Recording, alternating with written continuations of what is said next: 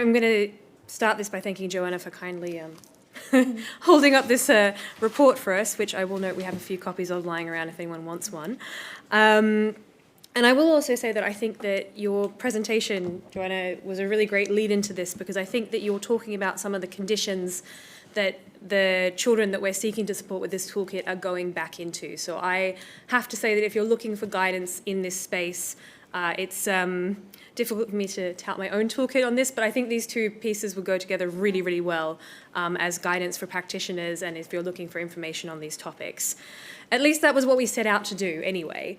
So I don't think that I really need to highlight the background of the challenge very much for this audience, but we came to this, and I must give thanks also first to the UK, who kindly funded our research on this, so thank you again to those, you know who you are.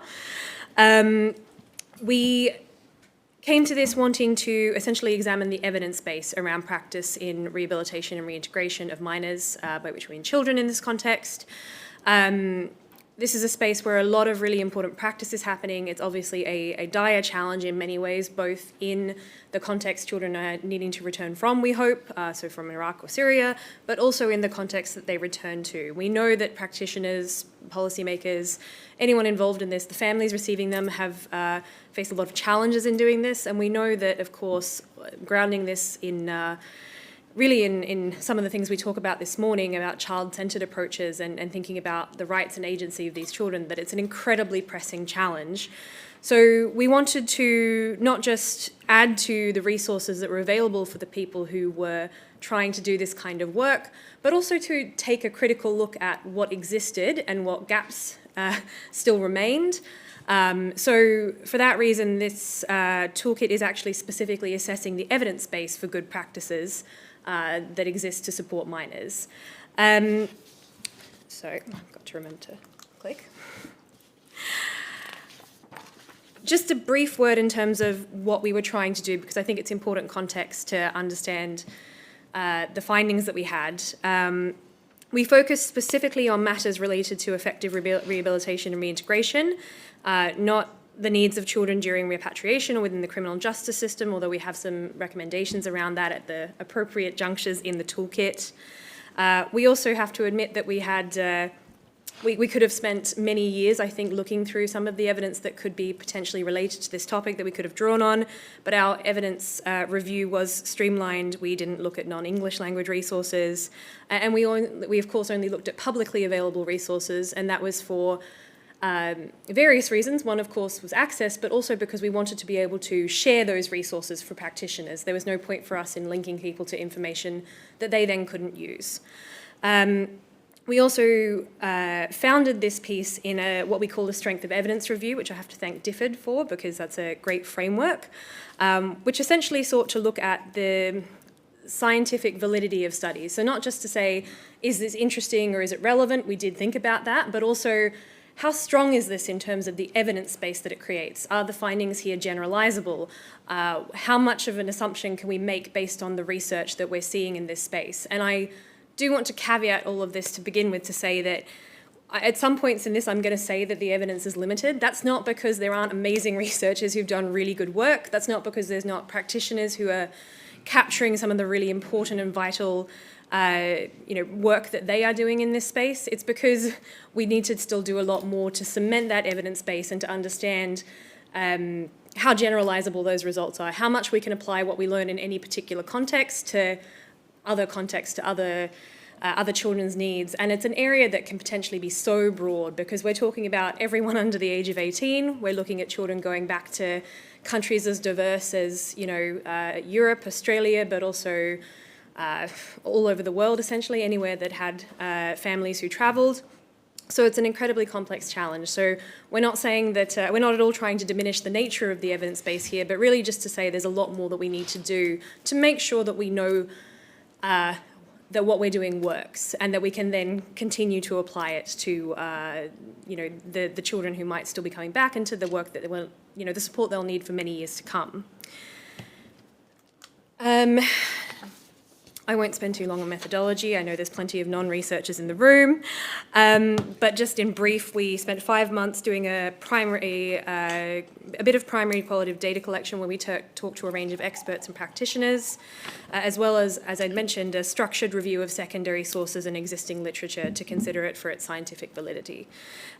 We focused specifically on the rehabilitation and reintegration of minors returning from conflict zones, particularly northeast Syria and Iraq.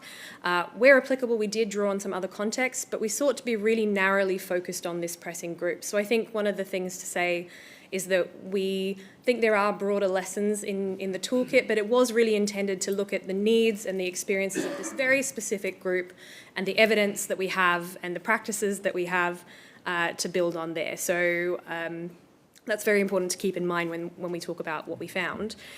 From all of that, we wanted to develop a toolkit that captured what evidence-based good practice looked like, so that it could be a resource for people seeking to make decisions in this space and also to conduct programming. Yeah, that's all I'll say about methodology. We did break this up a little bit from the very outset, because we saw that this was an area where we could have gone in many, many different directions. There's many different components at play here, but we needed to structure this so that we had a way to present the findings that we had back to the people that we wanted to share them with. So we broke the process of rehabilitation, reintegration sort of down into steps along the way. I know they're not perfect, but we needed to divide them up somehow. So we began with understanding child experiences prior to return, because we really wanted to make sure that these were very strongly informed by the experiences of children, because they're such an important part of how we respond to them when they return. Going through things like preparatory measures, cross-cutting principles, arrival and initial care, all the way through to education and community preparedness and reintegration.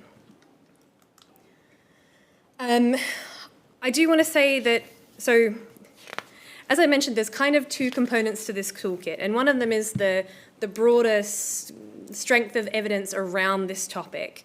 And when it comes to this area, I think there's a lot that we can unpack here. I have to apologise. The last time I presented this, I had 45 minutes, so I'll try to keep to time.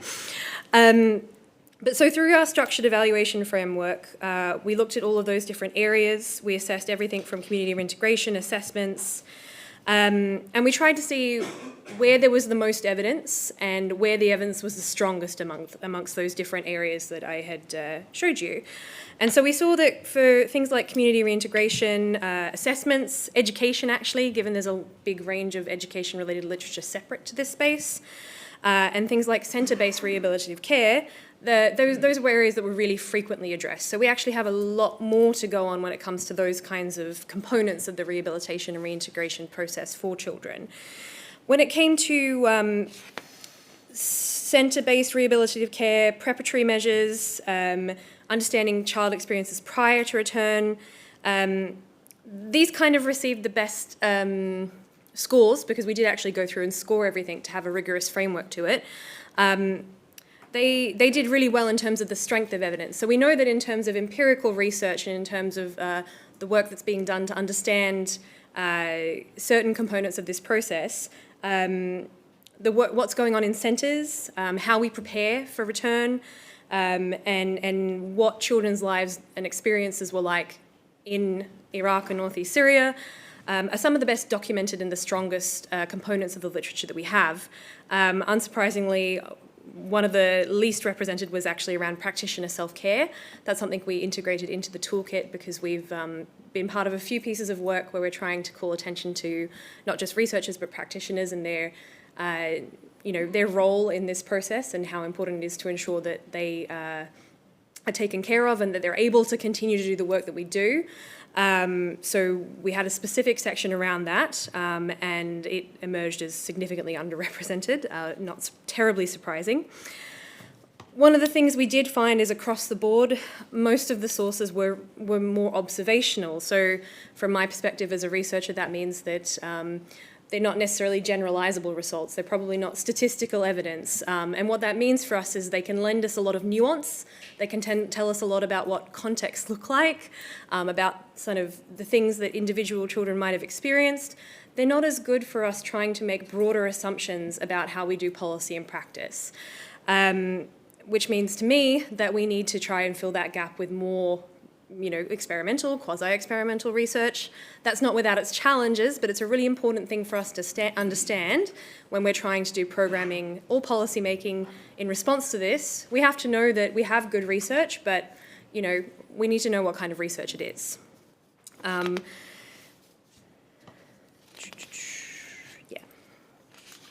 So there's 10 areas. I'm not going to take you through all of them because we'd be here for much longer than we have, but I did want to highlight a few.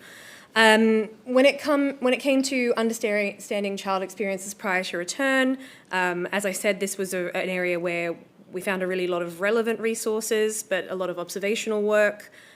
That's generally across the board. I think some of the things I would highlight from that literature more accurately was it was regularly noted how we needed to be better prepared at dealing with the kinds of extensive and deep trauma that children might have experienced, particularly around, in fact, separation from or loss of parents and caregivers. We talk a lot about the challenges of engaging with the families who might be the reason they travelled, who might actually be the extremist terrorist influence in their lives, but the separation from those parents or caregivers can be equally traumatic for children, even if they weren't necessarily what we would call a positive influence.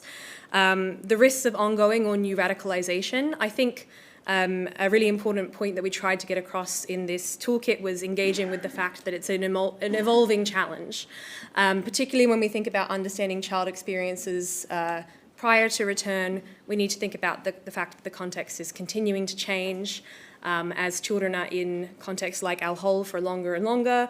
The shape of the challenge is growing more dire, but also more difficult and changing as children get older and are experiencing different things. We also heard a lot from the people that we talked to about the importance of questioning assumptions. I think there's a lot of assumptions when it comes to child experiences prior to return, and this is a good example that I would say holds across the entire toolkit, which is that, our assumptions might be correct, but we need to be really careful in the work that we do to make sure that we're not saying, oh, well, this is a girl, so that means that she's going to have experienced X. We can say, well, she's a girl, so she might have, but we need to make sure that she has so that we can inform our practice correctly, right? And I think that holds across all the areas we looked at. We also delve into assessments. I'm going to click through because I know I'm running out of time. We have some discussion around centre-based care and family-based care. It was important to us to call out the fact that while many experts advocate for family-based care whenever it's possible, and we agree, there are a lot of good reasons why centre-based care might be necessary, and if it's going to be done, we want to make sure that it's done as well as possible. We have done prior work on that at Hedayah, so that's something we also wanted to call out, that if you're looking for good practice, it can be found in both spaces, even though we may want to advocate more for, family-based care.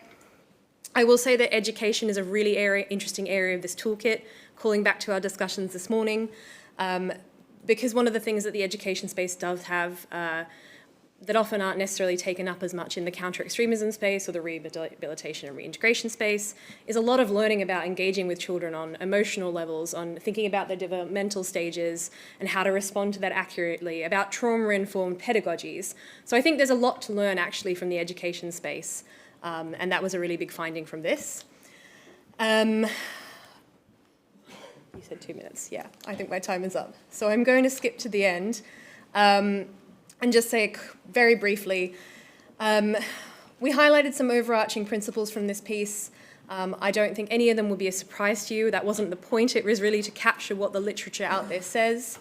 One of them was around, obviously, child protection being a foundation for any action in the space, any programming or policy.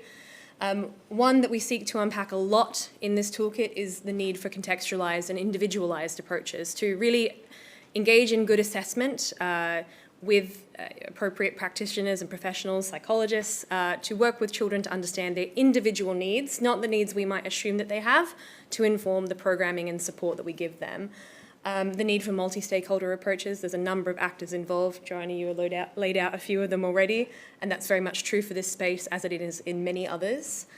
The need to highlight community and family support. They're incredibly important actors, families, but also communities. So we have 2 sections in the toolkit dedicated to what good practice can look like in community preparedness and community reintegration. And we also, of course, and I, as a researcher, we obviously had to do this, pointed out that the ongoing need for assessments and for strong monitoring and evaluation and continued research on this to make sure that we're capturing the good practices that we have and the lessons that we're learning from that, so that we know what good practice really does look like. It is really so vital in this space, and I'm glad to be on a panel where we're doing some of that. I'm going to leave it with the recommendations, which is to say that, as I've mentioned already, from a policy perspective, I think it's really a call to understand the kind of evidence that you're working with when you build policy, to think about where that information is coming from and what you can do with it. From a research perspective, there's a lot to do. I think we need to try and find ways to do a bit more quasi-experimental research to try and capture findings that can give us more of the kind of information we need to inform our practice. And from an implementation perspective, do whatever you can to gather good data and to undertake individual assessments to make sure that you're questioning those assumptions in the right ways. I'm going to leave it there because I know I'm well and truly over time. Thank you. Right, thank you.